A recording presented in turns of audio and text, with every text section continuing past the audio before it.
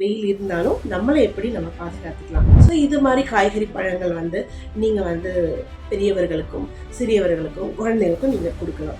ஒருத்தங்க 20 கிலோ இருக்காங்க அப்படின்னா அவங்க 1 லிட்டர் தண்ணி குடிக்கணும். இப்போ மிகவும் இறுக்கமான ஆடைகளை வந்து நம்ம தவிர்க்க வேண்டும். ஐஸ் வாட்டர் வந்து ரொம்ப குடிக்காதீங்க.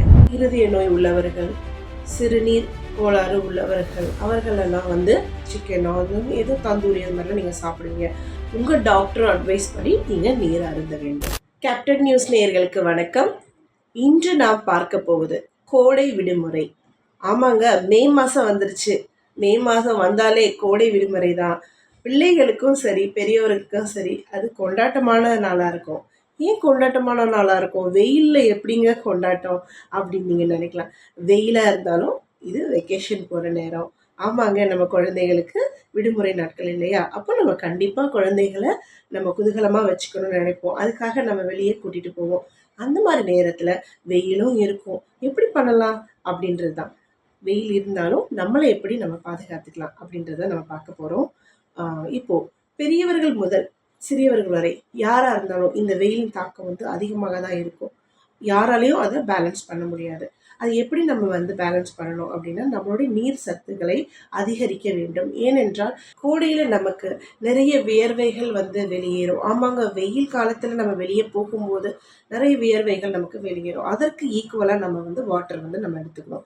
குடிக்கிற நீர் வந்து நம்ம அதிகமாக எடுத்துக்கணும். இப்போது நான் வந்து தண்ணி நிறைய குடிக்கிறேன் அப்படின்னு சொல்லிட்டு நீங்கள் நிறைய தண்ணீரும் நீங்கள் அருந்தக்கூடாது. ஒரு எக்ஸாம்பிளுக்கு ஒன்று சொல்கிறேன். ஒருத்தங்க 20 கிலோ இருக்காங்க அப்படின்னா அவங்க 1 லிட்டர் தண்ணி குடிக்கணும். ஸோ அதுக்கான ஈக்குவல் வாட்டர் லெவல் வந்து நம்ம எடுத்துக்கணும்.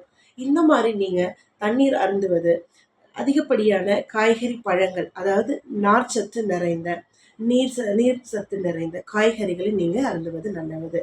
ஒரு அதிகமாக நார்ச்சத்து உள்ளது பார்த்திங்கன்னா கொய்யா பழம் அதிகமாக இருக்கும்.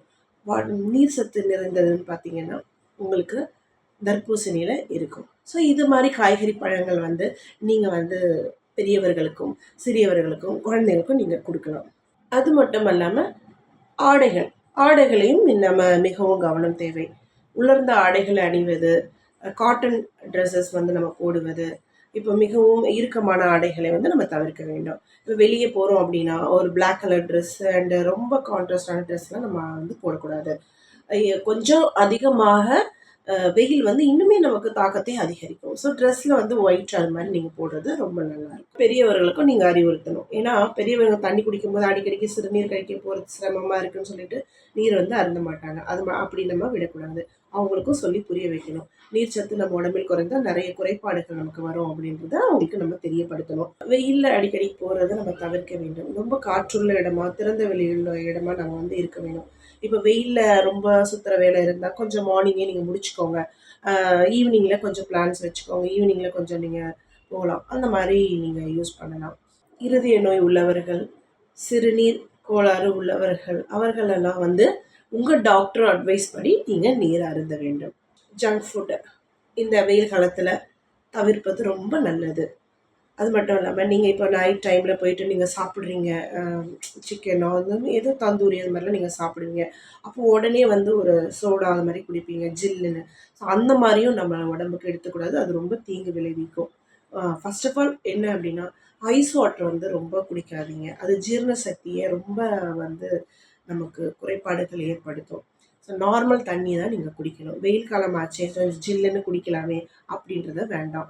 இதுபோல் நீங்கள் வந்து நான் சொல்வதெல்லாம் நீங்கள் வந்து கடைப்பிடிச்சிங்க அப்படின்னா உங்களுக்குன்னு ஒரு பிளான் போட்டு வச்சுக்கோங்க. நம்ம வாட்டர் லெவல் எப்படி எடுத்துக்கணும், நம்ம உணவில் இப்படி நீர் சத்துக்களை சேர்த்துக்கணும், நீர் காய்கறிகளை யூஸ் பண்ணணும், அண்ட் ஃப்ரூட்ஸ் நம்ம இந்த மாதிரி எடுத்துக்கணும், ஆடை அணிகளை வந்து இது மாதிரி நம்ம யூஸ் பண்ணணும் கூடையில் அப்படின்றத நாம் ஒரு பிளான் போட்டு நம்ம வெளியே போகும்போது இது போல் தளர்ந்த ஆடைகளை நம்ம உடுத்தணும். இப்படியெல்லாம் நீங்கள் வந்து கரெக்டான வேலை நீங்கள் பண்ணிங்கன்னா இந்த கோடையை நாம் ஜெயிக்கலாம்.